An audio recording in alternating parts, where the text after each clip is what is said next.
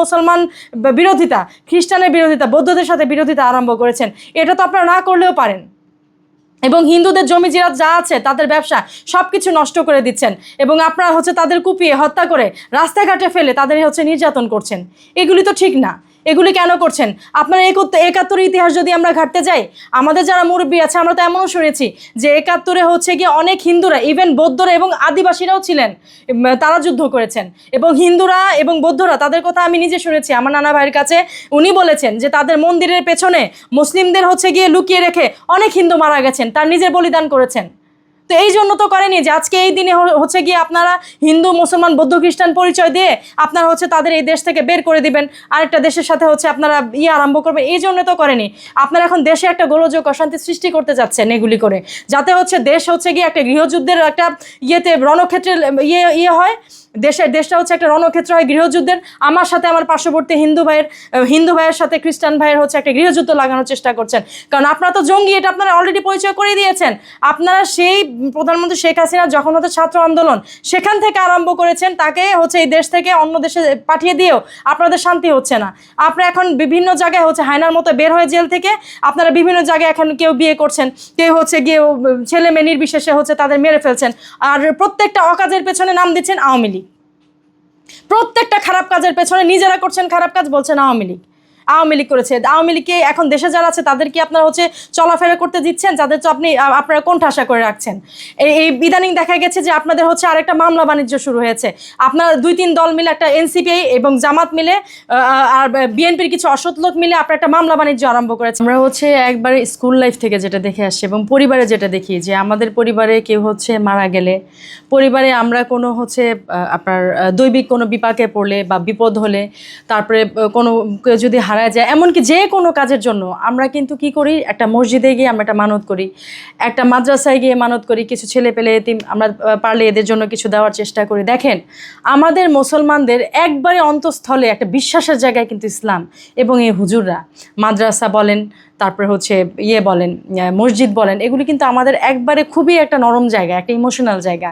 তো এই জায়গায় কিন্তু যে কোনো বিপদ বলেন, দেশে কোনো বড় সাইক্লোন বলেন, যেটাই হোক, বৃষ্টি না হলে আমরা কি করি, হুজুরদের কাছে যাই, সেখানে হচ্ছে নিজেরা একটা সমাধান খুঁজি যে হুজুরে কি করলে কি হবে। ওই জায়গাটাকে আপনারা এভাবে নষ্ট করে দিচ্ছেন।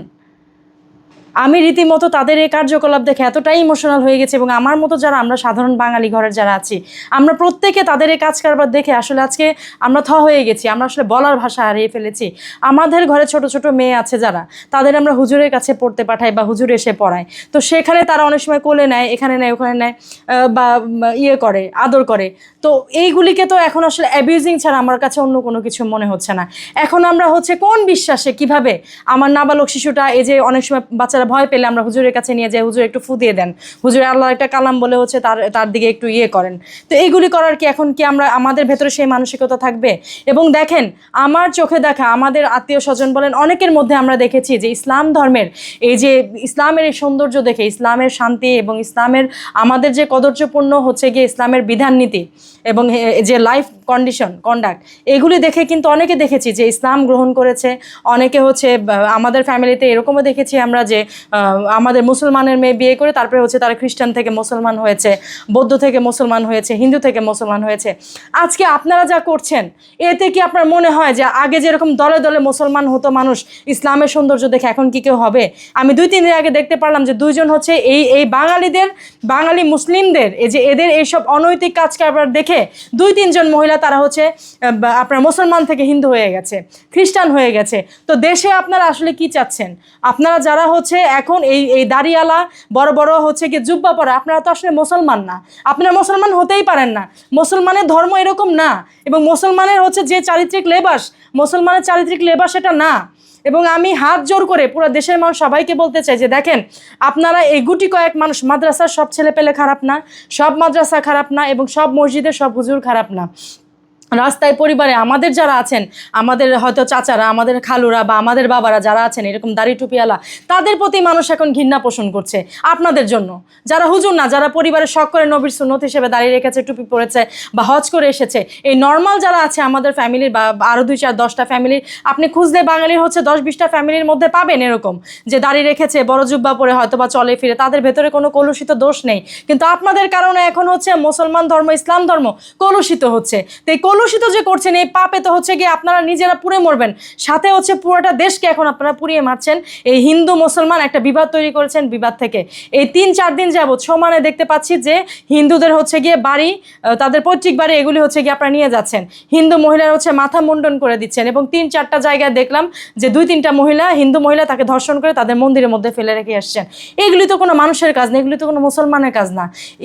মহানবী হজরত মুহাম্মদ সাল্লাল্লাহু আলাইহি ওয়াসাল্লাম উনি তো বিদায় হজে স্পষ্ট বলেছেন, ইহুদি যারা, অমুসলিম যারা, তাদের যেন হচ্ছে তাদের ধর্ম পালনে আমরা সহায়তা করি। তো সহায়তার বদলে তো এটা আপনাদের শিক্ষা দিয়ে যায়নি, আমাদের শিক্ষা দিয়ে যায়নি।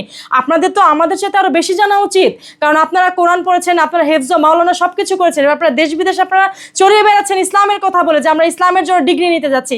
এই আপনাদের ডিগ্রি, এই আপনাদের হচ্ছে, এই আপনাদের চাইতে তো আমরা সাধারণ মানুষ ভালো, আমরা 5 ওয়াক্ত নামাজ পড়ে এতটুকু পর্যন্ত জানি, আপনাদের মতো অত জানি না। কিন্তু আমরা তো জানি যে ইসলাম শান্তির ধর্ম, ইসলামে এসব কোনো কিছু নেই। কিন্তু